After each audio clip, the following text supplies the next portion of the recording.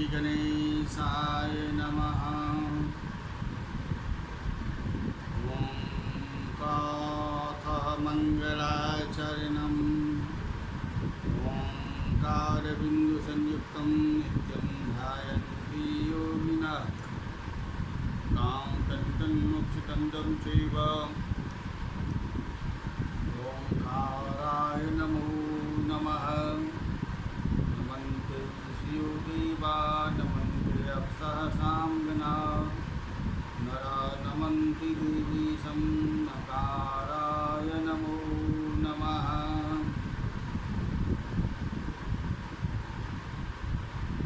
प्रवक्ता आधार पुरुषस्य नामः डॉक्टर कृष्ण नारायण झा। साहित्य व्याख्याता रीठालाल संस्कृत महाविद्यालय मझौलिया पश्चिमी चंपारणम। कक्षा शास्त्री प्रतिष्ठा तृतीय खंड में अनिवार्य प्रथम पत्र। निर्धारित पुस्तक का नाम संस्कृत वाङ्मय का इतिहास, जो विश्वविद्यालय द्वारा 100 अंक की निर्धारित की गई है। पूर्व व्याख्यान में मैंने रामायण और महाभारत की तुलना के विषय में जानकारी दिए थे। आज का विषय है, आज का व्याख्यान है महाभारत का रचनाकार। आज का विषय है महाभारत का रचनाकार।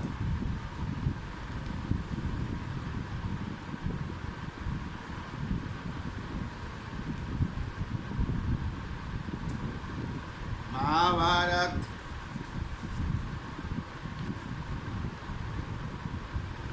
रामायण तथा महाभारत हमारे राष्ट्रीय इतिहास है। महाभारत के रचयिता महर्षि वेदव्यास का संबंध महाभारत के पात्रों के साथ बहुत ही घनिष्ठ है। इनकी माता का नाम सत्यवती था, जो चेती राज्य वसु उपरिचर के बीच के यमुना के किसी द्वीप में उत्पन्न हुई थी। मल्लाहों के राजा दासराज के द्वारा जन्म काल से ही उनकी रक्षा का पोषण हुआ था। यमुना के किसी द्वीप में जन्म के कारण व्यास की द्वैपायन कहलाते थे। शरीर के रंग के कारण कृष्ण मुनि तथा एक वेद के यज्ञ उपयोग के लिए 4 संहिताओं में विभाग करने के कारण वेद व्यास के नाम से विख्यात थे।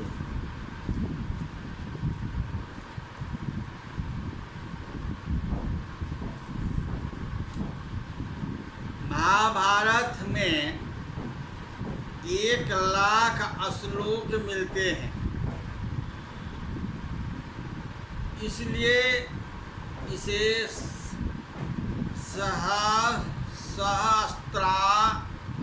सहस्त्रारी संहिता कहते हैं। यह स्वरूप कम से कम 1,500 वर्ष से अवश्य है। क्योंकि गुप्तकालीन शिलालेख में यह सहस्त्रावि संहिता के नाम से उल्लिखित हुआ है। विद्वानों का कहना है कि महाभारत का वह एक अनेक शताब्दियों में विकसित हुआ, परंतु प्राचीन काल से अनेक गाथाएं तथा ख्यात इस देश में प्रचलित थे, जिनमें कौरवों तथा पांडवों की वीरता का वर्णन किया गया था। अथर्ववेद में परिस्थिति का आख्यान उपलब्ध होता है। अन्य वैदिक ग्रंथों में यथातथ महाभारत के वीर पुरुषों की बातें मिलती है।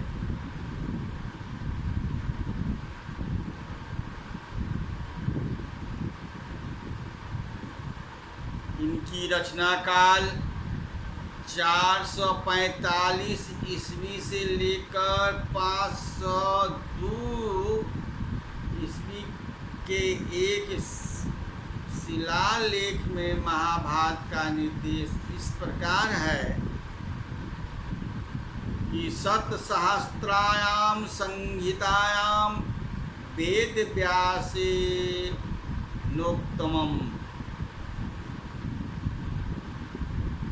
कम से कम 200 वर्ष पहले इसका अस्तित्व अवश्य होगा। कनिष्क के सभापति अश्वघोष ने पंचश्रुति उपनिषद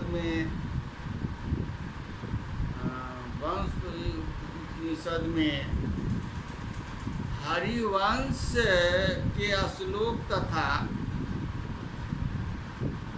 अन्य महाभारत के भी कुछ श्लोक उद्धृत किए हुए हैं। सप्तव्याधा दशारणेषु मृगा कालंजरे गिरो। भारत का महाभारत का पृथक पृथक उल्लेख किया गया है। अध्यायन के गृह सूत्र में विष्णु सहस्त्र नाम का स्पष्ट उल्लेख है। भगवत गीता का एक श्लोक प्रमाण रूप से उद्धृत किया गया है।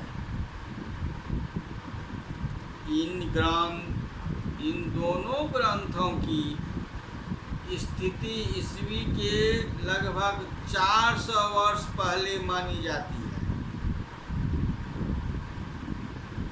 इस ग्रंथ में महाभारत के खंडों को पर्व कहते हैं।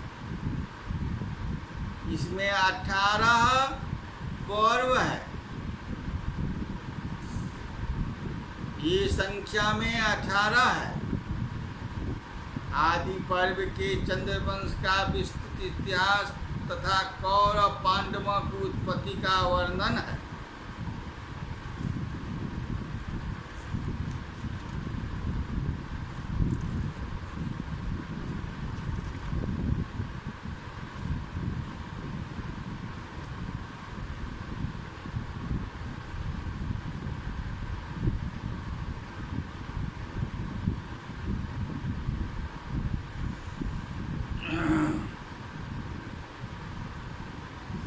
रामायण और महाभारत में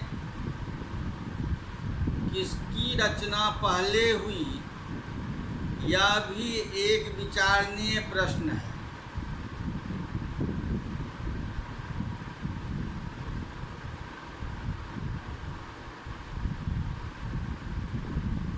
रामायण एवं महाभारत की तुलना किसकी पहले हुई, यह भी एक विचारणीय प्रश्न है।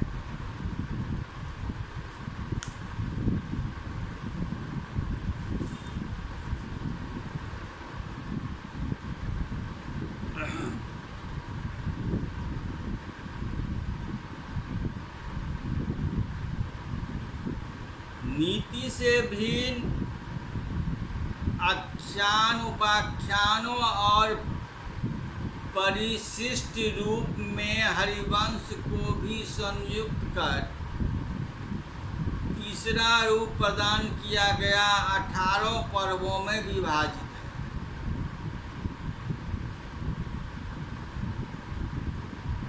महाभारत के कर्ता, वक्ता, प्रवक्ताओं का अध्ययन करने के पश्चात यह स्पष्ट हो जाता है कि उसका निर्माण अनेक व्यक्तियों द्वारा विभिन्न समयों में हुआ और उनके कार्य निर्णय के संबंध में देशी विदेशी विद्वानों की जो पृथक पृथक स्थापनाएं हैं वे इतनी अधिक भिन्न है कि सहसा विश्वास नहीं होता है कि महाभारत का निर्माण कब हुआ। यूं तो विक्रम से लगभग 500 वर्ष पूर्व विरचित अश्वलायन ब्रह्मसूत्र में भारत के साथ महाभारत का नाम निर्दिष्ट है और 445 से लेकर 502 ईस्वी के एक शिलालेख में महाभारत का निर्देश इस प्रकार से कम 200 वर्ष पूर्व इसका अस्तित्व अवश्य रहा होगा। इसी प्रकार कनिष्क के सभा पंडित अशुघोष ने ब्रजसूची उपनिषद में हरिवंश के श्लोक और महाभारत से कुछ उद्धृत किए हैं तथा बौधायन के ब्रह्मसूत्र में महाभारत से श्लोक उद्धृत है। चूँकि मूल महाभारत की रचना 400 ईस्वी पूर्व कम से कम 200 वर्ष पूर्व अवश्य हो गई होगी, लेकिन महाभारत के कुछ अंश वैदिक युगीन भी है और इस संबंध में विक्टर विज का कहना है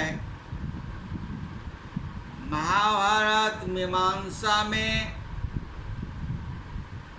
महाभारत के 2 रूप स्वीकार कर व्यासकृत महाभारत की रचना 31 ईस्वी पूर्व और सौती द्वारा महाभारत का निर्माण 2000 वर्ष पूर्व माना है। अतः उनके कथनानुसार वर्तमान महाभारत का रचना 2000 वर्ष ईस्वी है, पर श्रेष्ठ कन्हैया लाल पौदार उनके इस मत से सहमत नहीं है। उनका यही कहना है कि कल्पनाओं के आधार पर महाभारत का न तो समय समय पर बढ़ाया जाना ही सिद्ध हो सकता है और न उनके परिवर्धित होने का काल ईस्वी सन 2-4 शताब्दियों के पूर्व प्रमाणित हो सकता है। अतएव महाभारत का निर्माण काल भारतीय युद्ध के अत्यंत निकटवर्ती है, जैसा कि महाभारत के अंत परमाणु संपुष्ट है। इसके बिना कोई भी विश्वसनीय प्रमाण उपलब्ध नहीं होता है। इस प्रकार महाभारत के रचना काल के संबंध में निम्नलिखित ज्ञात तथ्य हो जाते हैं। महाभारत के कुछ वैदिक योगीन भी है, पर यहाँ यह स्मरणीय है कि वैदिक युग प्रागैतिक इतिहास और चतुर्थ सहस्त्राब्दी का प्रस्तावित है।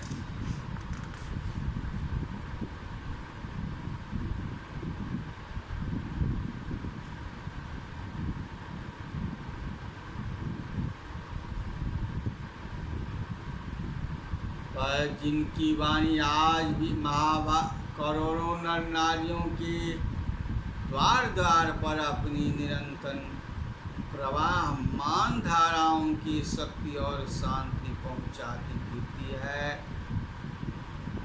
सैकड़ों प्राचीन शताब्दियों की उपजाऊ मिट्टी को प्रतिदिन बहाकर भारत की चित भूमि को उर्वरा बनाए हुए हैं। महाभारत की जो साधना, जो आराधना और संकल्प है, उन्हीं का इतिहास इन दोनों विशालकाय काव्य प्रमादों के भीतर चिरकालिक सिंहासन पर विराजमान है। अतः यहाँ दोनों का तुलनात्मक अध्ययन प्रस्तुत करना आवश्यक हो जाता है कि हम इसकी तुलना मुख्यतः दो विषयों में ही कर सकते हैं। प्रथम तो वन विषय को लेकर, दूसरे रचना काल को लेकर।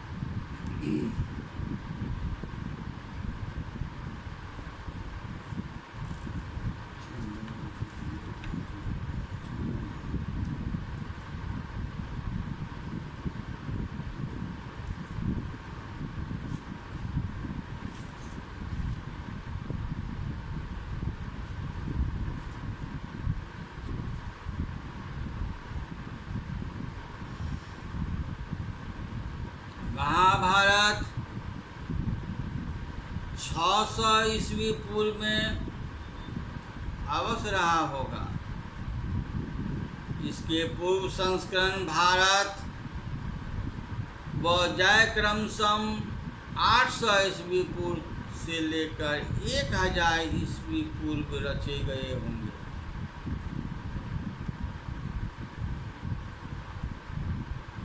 चौथी शताब्दी ईस्वी तक महाभारत का प्रायः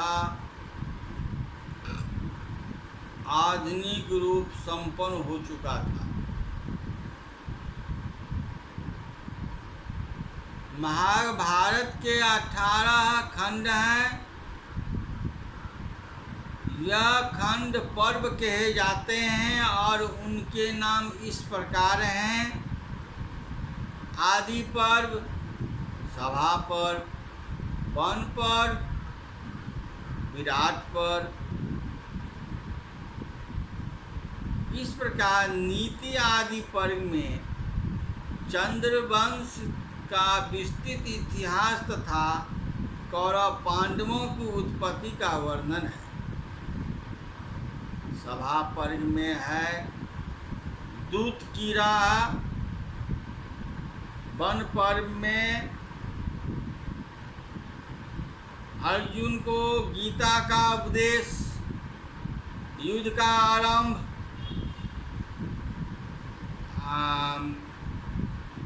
भीष्म का युद्ध और सरसज्जा पर पांडव द्रोण पर में अभिमन्यु वध, द्रोणाचार्य का युद्ध और वध। कर्ण पर्व में कर्ण का युद्ध और वध। सल पर्व में सल की अध्यक्षता में लड़ाई और अंत में वध। स्त्री पर्व में स्त्रियों का विलाप।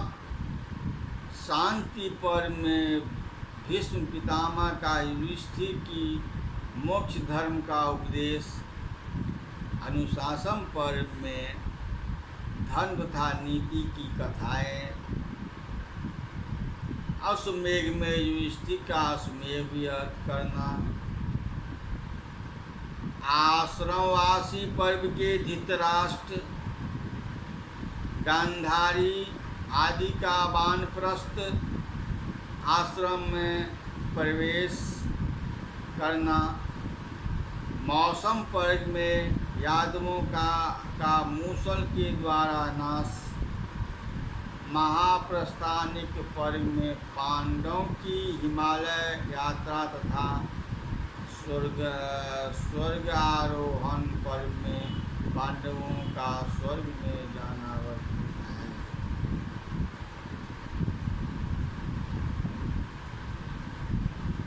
महाभारत में अनेक रोचक और शिक्षाप्रद व्याख्यान भी है, जिसमें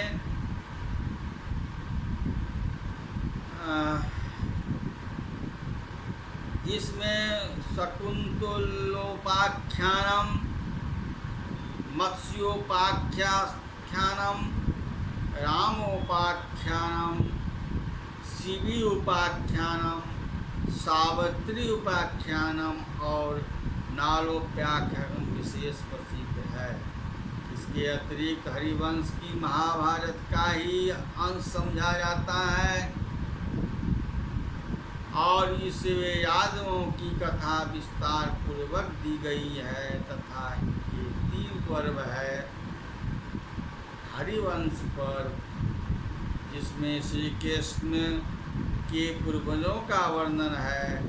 विष्णु पर्व, इसमें श्री कृष्ण लीला का अत्यंत विस्तृत वर्णन किया गया है।